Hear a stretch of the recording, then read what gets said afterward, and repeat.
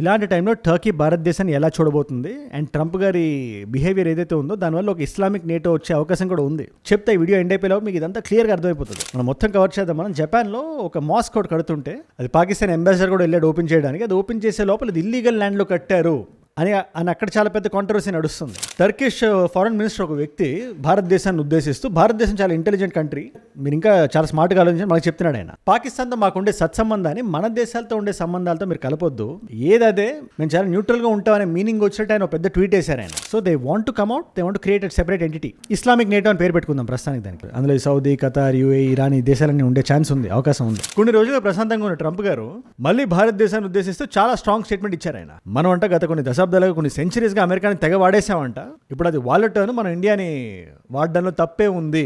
Again out of context, ఎందుకు సంబంధం లేకుండా ఇలా మాట్లాడుతున్నారు, వెళ్ళిపోతారు కదా అనుకునే లోపలే అమెరికా భారతదేశం మీద పెట్టిన ఒక కొత్త 12.5% టారిఫ్, ఏది ఆల్రెడీ ఎగ్జిస్టింగ్ టారిఫ్ మీద ఇంకో 12.5% టారిఫ్ కొన్ని దేశాల మీద అమెరికా ప్రకటించింది. అందులో భారతదేశం కూడా ఉంటుంది అనే పుకారు చాలా గట్టిగా వినబడుతుంది. దీనికి రీజన్ ఏంటో తెలుసా? Force labour. అంటే ఈ దేశాలు కార్మికులకి రక్షణ ఇవ్వట్లేదు, ఫోర్స్ లేబర్ వాడుతుంది, సో మనం భారతదేశాన్ని కూడా ఇంక్లూడ్ చేయాలి దీంట్లో అని అమెరికా ఫిక్స్ అయింది. ఇప్పుడు దీని మొత్తానికి రీజన్ మనం ఎమోషనల్గా కాకుండా కొంచెం మనం లాజికల్గా ఆలోచిస్తే ఒక 1%, ఆ 1% వల్ల అమెరికా ఇలా భారతదేశం మీద మాట్లాడుతుంది.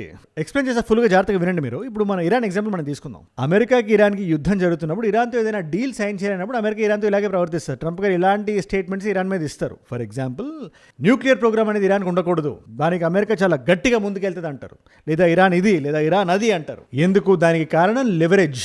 ముందే మనం ఏదైనా దేశాన్ని కొంచెం ఎక్కువ భయపెట్టేస్తే మనం డీలింగ్లు చేసేటప్పుడు మనకి అప్పర్ హ్యాండ్ ఉంటుంది అని ఒక నమ్మకం. అదే గేమ్ని ఇవాళ భారతదేశం మీద ఆడుతున్నారు. ఇవాళ సెర్గియో గోర్ గారు, ఆయన ఇండియన్ అంబాసిడర్ అండ్ అమెరికా తరపు నుంచి, ఇన్ఫాక్ట్ పాకిస్తాన్ కూడా ఆయన ఇది అండర్లైన్ చేసి పెట్టుకోండి.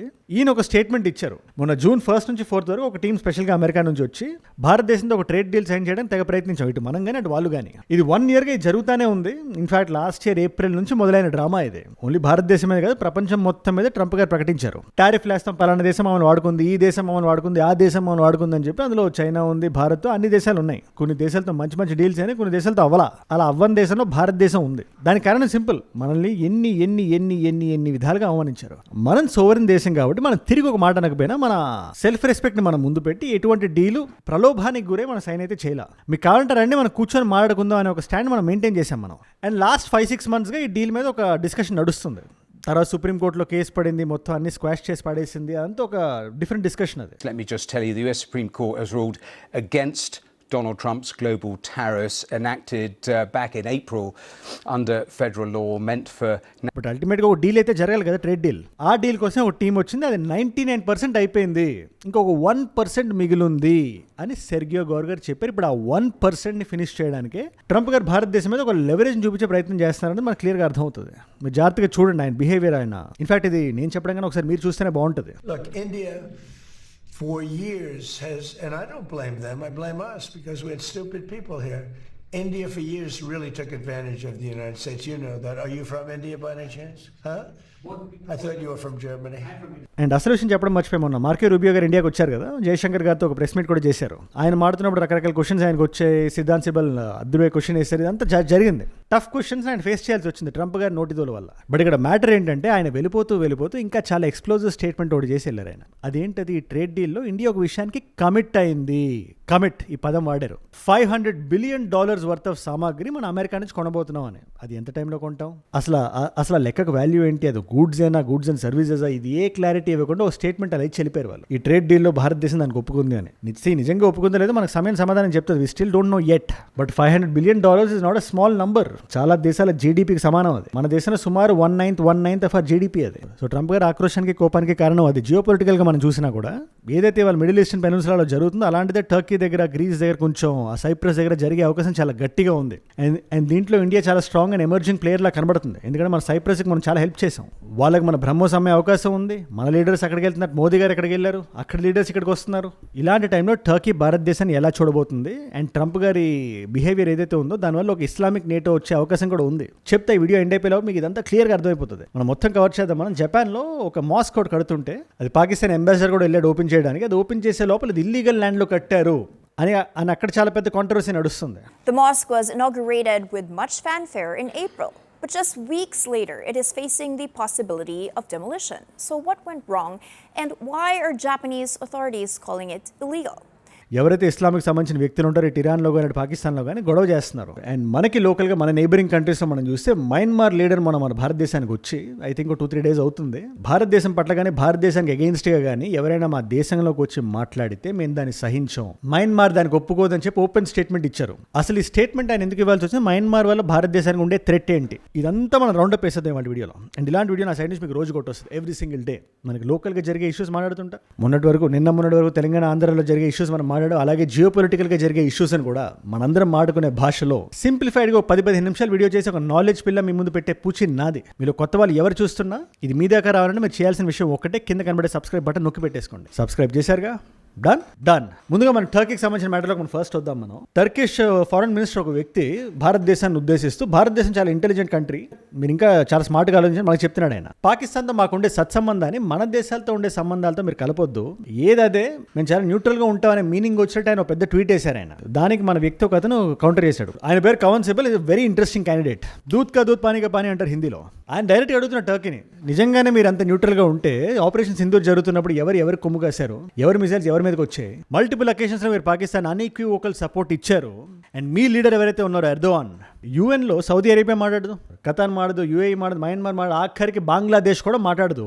మీ లీడర్ వెళ్ళి మాట్లాడుతుంటాడు కశ్మీర్ ఇష్యూ గురించి. మీకు మతం ముందుకు వస్తుంది మీ దేశం కన్నా, మీ వేరే భారతదేశంతో ఉండే సంబంధాల కన్నా, ఇవాళ మీరు వచ్చి మాకు లెక్చర్లు ఇస్తారేంటి అనే మీనింగ్ వచ్చి సింపుల్గా అన్నాడు ఆయన. And it holds a lot of value. Plus ఇవాళ ఎందుకు టర్కీ ర్యాటిల్ అయిపోయి ఉంది అంటే, మీరు చూడండి ఒకసారి, సైప్రస్ సిచ్యువేషన్ అనేది రోజుకు పెరుగుతూనే ఉంది. అండ్ ఇవాళ టర్కీ నేటోలో ఉండాలా బయటికి రావాలనే ఒక సందిగ్ధ స్థితిలో ఉంది. ఇవాళ నేటో అనే కాన్సెప్ట్కి మీనింగ్ వెళ్ళిపోయేలా ఉంది. ట్రంప్ గారు first of all America is big daddy of NATO, ఇది నేను చెప్పిన మాట కాదు, సెక్రటరీ ఆఫ్ నేటో ఆయన ట్రంప్ గారిని ఉద్దేశిస్తూ the big daddy of whatever, big daddy అనే పదాన్ని డైరెక్ట్గా వాడుతున్నారు ఆయన. నేటో వాడుతున్నట్టే అది. అలాంటి బిగ్ డాడీ ప్రెసిడెంట్ ఇవాళ ట్రంప్ గారు బయటకు వచ్చి, నేటో నాకు నచ్చట్లేదు, it's just paper tiger, just ఉత్తరే మాట్లాడుతుంటుంది, చేసేది ఏం లేదు, అసలు నేటో అవసరమా లేదా అని మీనింగ్ వచ్చినట్టు ఆయన మాట్లాడుతుంటే ఎవరికైనా కొంచెం అస్తిత్వం మీద డౌట్ వస్తుంటుంది కదా. అలాగే ఇవాళ అన్ని దేశాలకి డౌట్లు ఉన్నాయి, ఆ దేశాల్లో టర్కీ కూడా ఉంది.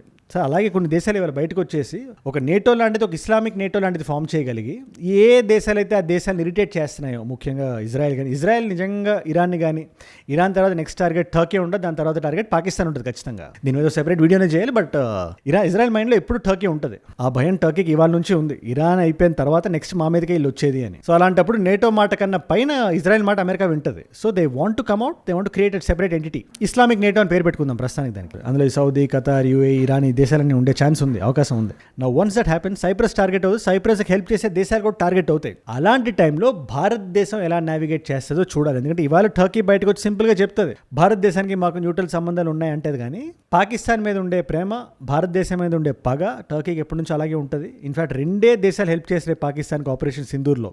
నేను ఆ రోజు నుంచి చెప్తున్నా, మనందరూ గుర్తుపెట్టుకోవాల్సిన విషయం ఇది. ఒకటి టర్కీ, 2 చైనా. అజర్బైజాన్ వెనకుండి వెన్ను తట్టింది పాకిస్తాన్కి, అది కూడా Azerbaijan is also another nation. ఇప్పుడు ఆ రోజు అజర్బైజాన్ లీడర్ ఒక వ్యక్తి బయటకు వచ్చి అంటాడు, ఆయన పాకిస్తాన్కి అజర్బైజాన్కి ఉండే సంబంధాలు చూసి ఇండియా కుళ్ళుకోకూడదని మాట్లాడుతున్నాడు ఆయన. ఏదో రెండు చాలా ఫ్లరిషింగ్ నేషన్స్ అయినట్టు, ఈ రెండింటి జీడీపీ కలిపితే, నేను ఈ స్టేట్మెంట్ ఫినిష్ చేయండి, మీరే ఫినిష్ చేయండి, కింద కామెంట్స్లో మీరు రాయండి. బట్ ఏదైతే పర్సీవ్డ్ థ్రెట్ ఉందో టర్కీ నుంచి అది ఉంది, దట్స్ రియల్. అండ్ భారత్ దానికి రెడీగా ఉండాలని చెప్పి నేనైతే భావిస్తున్నా. అండ్ ఇక్కడ మయన్మార్ ప్రస్తావన వచ్చింది కాబట్టి చెప్తున్నా, మయన్మార్ లీడర్ మొన్న భారతదేశం విజిట్ చేశారు ఆయన. He was very clear. So ఇక్కడ 2 విషయాలు ఉన్నాయి, సిలిగురి కారిడార్ కానీ, 7 సిస్టర్స్ మీద కానీ, కొన్ని దేశాల కళ్ళు ఆ పర్టికులర్ రీజియన్ మీద ఉంది, ముఖ్యంగా చైనీస్ ఐస్. సో అక్కడ ఎవరైతే సెపరేటిస్ట్ మూవ్మెంట్ ఏదైతే జరుగుతుంటుందో అక్కడ బంగ్లాదేశ్ నుంచి కానీ, చైనా నుంచి కానీ, మన భారతదేశపు దళాలు ఫోర్సెస్ వాళ్ళని ఎప్పుడు తోస్తుంటే వాళ్ళు భయపడి పారిపోయి దాక్కున్న దేశాలు కొన్ని ఉన్నాయి. అందులో మయన్మార్ ఖచ్చితంగా ఉంటుంది. దీనికి మయన్మార్ కూడా డిస్కౌంట్ ఇవ్వలేదు, ఒప్పుకొని తీరాల్సిందే. కాకపోతే మయన్మార్ లీడర్షిప్ ఇప్పుడు ఏం చేస్తున్నారనే చాలా ఇంపార్టెంట్. మొన్నటి వరకు ఆల్మోస్ట్ ఒక కూలా ఉండేది, మిలిటరీ కూల్ లాంటిది, అది తప్పుకుంది. ప్రస్తుతానికి ఒక లీడర్ అయితే ఉన్నాడు, ఒక ప్రెసిడెంట్ అయితే ఉన్నాడు అక్కడ. బట్ ఇవాళ మనకు ఆయన ఇచ్చిన హామీ ఏంటంటే, మయన్మార్లో భారతదేశానికి విరుద్ధంగా ఎటువంటి యాక్టివిటీ జరగకుండా మేము చూసుకుంటాం అని చెప్పి ఆయన అయితే అంటున్నాడు. మయన్మార్కి భారతదేశానికి మీరు ఆన్ పేపర్ చూస్తే పెద్దగా ఎటువంటి బయలాటరల్ రిలేషన్షిప్, ట్రేడ్ అలాంటిదే ఉండదు. గట్టిగా మాడితే లాగిపెట్టి కొడితే $2 billion బయలాటరల్ ట్రేడ్ ఉంది. But it's not about the trade. మనం ఒక ట్రైలాటరల్ హైవే ఒకటి కట్టడానికి చూస్తున్నాం మనం, భారతదేశం నుంచి థాయిలాండ్ వెళ్ళేలాగా. దాంట్లో మన ట్రేడర్స్కి చాలా బెనిఫిట్ అవుతుంది ఆ హైవే కడితే. ఇంకో 30% ఇంకా బాకీ ఉంది. I'm hoping that will finish fast. దానికి భారతదేశానికి మయన్మార్కి ఉండే సంబంధాలు చాలా మంచిగా ఉండడం చాలా ఇంపార్టెంట్. ఇకపోతే రెండోది, ప్రతిదానికి సిలిగురి కారిడార్ మీద మనం డిపెండ్ అవ్వకుండా ఒక మ్యారిటైమ్ ట్రేడ్ రూట్ ఒకటి భారతదేశానికి కోల్కతాకి మయన్మార్కి ఉండగలిగి మనం నిజంగా అక్కడికి సరఫరా చేయగలిగి అక్కడ నుంచి వెళ్ళగలిగితే చాలా బెనిఫిట్ మనకి. సో దీనికి కూడా మయన్మార్ హెల్ప్ మనకు కావాలి. సో ఎట్ దిస్ మూమెంట్ మన దేశాన్ని సెపరేట్ చేద్దాం అనుకున్న సెపరేటిస్ట్ ఫోర్స్ మయన్మార్లో ఉండకూడదు. ఈ 2 ప్రాజెక్టులు సాఫీగా జరగాలి. ప్లస్ అమెరికా కూడా మయన్మార్ని అంతగా ఖండించదు. దీనికి రీజన్ ఏంటో తెలుసా, అక్కడ రేర్ ఎర్త్ మినరల్స్ ఉన్నాయండి. అమెరికాకి ఈ మినరల్స్ ఈ ఆయిలే కనబడుతుంది కానీ ఆ దేశం ఎలా ఉంది, అది మిలిటరీ రూలా, ఈ రూలా, ఆ రూలా, లెఫ్టా, రైటా, అన్నీ అమెరికాకి పనికిరావు. సో అందుకని ట్రంప్ గారు పెద్దగా మయన్మార్ ఏది అంటుండడం మనకు వినబడదు, కనబడదు. ప్యారలల్గా జపాన్లో మీరు గమనిస్తే 2 మతాలు ప్రిడామినెంట్గా ఉంటాయి. ఒకటి బుద్ధిజం, 2 సంథింగ్ ఎల్స్. క్రిస్టియానిటీ కానీ, ఇస్లాం కానీ, హిందూయిజం కానీ అక్కడ ఎక్కువ ఉండవు. Heavily Buddhism, then there is an other religion Buddhism లాంటిదే. దాని పేరు మీకు తెలిస్తే కింద రాయని, టక్ అని నాకు గుర్తురావట్లేదు. ఒక 12 కోట్ల జనాభాలో ఒక 4,50,000 మంది ముసల్మాన్లు ఉన్నారు. ఇప్పుడు ఈ ముస్లిమ్స్ కూడా ఎవరు, జాపనీస్ నేషనల్స్ కాదు, వేరే దేశాల నుంచి, పాకిస్తాన్ నుంచి, ఇరాన్ నుంచి, సౌదీ నుంచి, యూఏఈ నుంచి, ఖతార్ నుంచి వచ్చిన వేరే దేశస్తులు ఉంటారు కదా, వాళ్ళు అక్కడ వాళ్ళ మతాన్ని వాళ్ళు ఫాలో అవుతున్నారు. ఇన్ఫాక్ట్ ఇరాన్కి సంబంధించిన ఒక లీడర్ మొన్నే మాకు బిలియన్స్ ఆఫ్ డాలర్స్ వస్తుంటే జపాన్లో కన్వర్షన్ చేయమని మీరు అక్కడ తండోపతండాలుగా వెళ్ళమని చెప్పి, కానీ ఎక్కడో మనం సఫలీకృతం అవ్వలేకపోతున్నాం. అక్కడికి వెళ్ళి మనం కన్వర్ట్ చేయలేకపోతున్నాం మనం అక్కడ జాపనీస్ పీపుల్ని. అంటే ఇరాన్ ఇన్ జపాన్ ఏదైతే ఎంబసీ ఉందో ఇది ఇన్యాక్యురేట్ న్యూస్, ఫాల్స్ అని చెప్పి ఏదో రాసింది. బట్ అక్కడ మాట్లాడింది మాత్రం ఒక హైలీ రెస్పెక్టెడ్ వ్యక్తి ఇరాన్కి సంబంధించి. ఎనీవేస్, ఇప్పుడు ఇక్కడికి వెళ్ళిన వీళ్ళందరూ కలిసి ఒక మాస్క్ ఒకటి కట్టుకున్నారు. జపాన్ చాలా సీరియస్గా ఉంటుంది, స్ట్రిక్ట్గా ఉంటుంది ఈ మత మార్పిడికి సంబంధించి. సో ఆ మాస్క్ ఏదైతే ఉందో అది ఇల్లీగల్ ల్యాండ్లో ఎన్క్రోచ్ చేసి కట్టారు అని జపనీస్ మీడియాలోనే న్యూస్ వస్తుంది. ఒకసారి మీరు చూడండి. ఇవాళ అది ఆపరేషన్గా లేదు. పాకిస్తాన్ ఎంత పెద్ద ఎంబారెస్మెంట్ అంటే పాకిస్తాన్స్ ఫారెన్ మినిస్ట్రీ వాళ్ళు రావాల్సి ఉంది అక్కడికి, ఇనాగ్రేట్ చేయాల్సింది ఉంటే సడన్గా దాన్ని కట్ చేసి ఆయన పక్కన పెట్టారు. సో అల్టిమేట్గా అక్కడ జాపనీస్ నేషనల్స్ ఎక్కువ మంది కన్వర్ట్ అవ్వలేదు. బట్ నిజంగానే అక్కడ మోసంగా డెమాలిష్ చేస్తే ఈ దేశాల్లో ఎలాంటి అవుట్రేజ్ వస్తుందో మనం చూడాలి. అండ్ జపాన్లో అవుట్రేజ్ ఎంతవరకు వస్తుందో మనం we have to wait and see.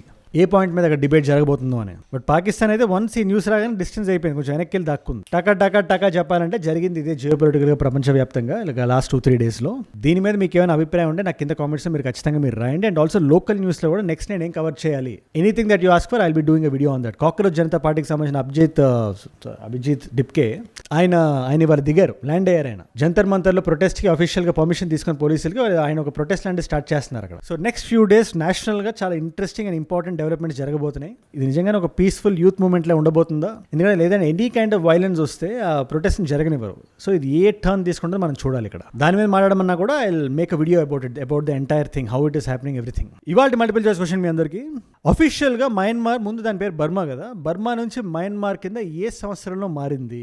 Option A is 1985, option B is 1989, option C is 1992, option D is 1996. మీకు సమాధానం తెలిస్తే కింద రండి, తెలుసుకుందాం అనుకుంటే ఇన్స్టాగ్రామ్కి వచ్చేసేయండి. అక్కడ అజయ్ ఫ్రమ్ ఏజూడ్ అని ఉంటుంది, అజయ్ ఫ్రమ్ అని రండి. It's verified profile, tick mark ఉంటుంది, 1+ మిలియన్ ఫాలోవర్స్ ఉంటారు. మీరు టక్ అని వచ్చేయచ్చు. అక్కడ ఇలాంటి వీడియోస్ ని రీల్స్ లా చూడొచ్చు. నా లైఫ్ లో నా చుట్టూ ఏమైనా జరుగుతున్నా, నాకు ఏదైనా వీడియో ఐడియా టాపిక్ మీరు ఇద్దాం అనుకున్నా కూడా ఇట్స్ అ గ్రేట్ ప్లేస్. డెఫినెట్గా అక్కడికి వచ్చేసేయండి. అండ్ బై ద వే మీకోసం 2 అండ్ మీరు ఇక్కడ దాకా ఈ వీడియోలో వచ్చారంటే నా వీడియోస్ మిమ్మల్ని ఆకట్టుకుంటున్నాయి, ఒక వాల్యూ పొందుతున్నారు. Thank you so much for that. మీరు ఇస్తున్న వాచ్ టైం రిటెన్షన్ ఉంది కదా, ప్రాణం పెట్టి నన్ను పనిచేయడానికి, రోజు నిర్భయంగా నిర్మోహమాటంగా మాట్లాడడానికి నన్ను ప్రేరేపిస్తుంది, ప్రోత్సహిస్తుంది. దానికి మీరే నా ప్రేరణ, యో మై ఇన్స్పిరేషన్. మీ వల్ల ఎంతమంది కొత్త వాళ్ళకి రీచ్ అవుతుంది అనుకుంటున్నారు? అలాంటి కొత్త వాళ్ళు మీరు కానీ ఉంటే, నేను వీడియో పెట్టగానే మీ దగ్గర రావాలంటే మీరు ఏం చేయాలి? కింద కనబడే సబ్స్క్రైబ్ బటన్ నొక్కి పెట్టేసుకోండి. రోజుకో వీడియో వస్తుంది. అండ్ ఆ నాలెడ్జ్ ఫీల్ మీ దాకా తెచ్చే పూచి నాది. సబ్స్క్రైబ్ చేశారుగా, డన్. అండ్ ఏజూడ్ గ్లోబల్ అండ్ మీ నాన్ తెలుగు ఫ్రెండ్స్కి నాకంటే వీడియోస్ మీరు షేర్ చేద్దాం అనుకుంటే దాన్ని కూడా సబ్స్క్రైబ్ చేసి పెట్టుకోండి. అండ్ మీకోసం నేను వీడియోస్ పెడుతున్నాను ఇక్కడ. ఈ వీడియో ఈ యూకే జాబ్ వీసా స్కామ్స్ గురించి మాట్లాడమని చాలా మంది అడుగుతున్నారు. దాని మీద ఒక క్రిస్టల్ క్లియర్ వీడియో చేశాను. ఆ వీడియో ఇక్కడ ఉంది. లేదు కళ్యాణ్ గారు తెలంగాణ ఏంటి ఇష్యూ, వాట్ ఈస్ హ్యాపెనింగ్ అదంటే ఆ వీడియో ఇక్కడ ఉంది. కేటీఆర్ గారు కళ్యాణ్ గారిని అనడం, కళ్యాణ్ గారిని కేటీఆర్, ఇదంతా ఇది జరుగుతుంది ఒకటి. ఆ వీడియో ఇక్కడ ఉంది. మీకు ఏ వీడియో ఇంట్రెస్ట్ ఉంటే ఆ వీడియో చూడండి. నేను మళ్ళీ మిమ్మల్ని రేపు ఇంకో వీడియోతో కలుస్తాం. మనందరం కలిసి పెరగాలి, కలిసి ఎదగాలి. Let us all grow together. Let us all rise together. Rise above ignorance, rise above arrogance, rise above hate. ఏజూడ్ అంటే మనం. జై హింద్, జై భారత్, జై ఆంజనేయ. ఓం నమః శివాయ.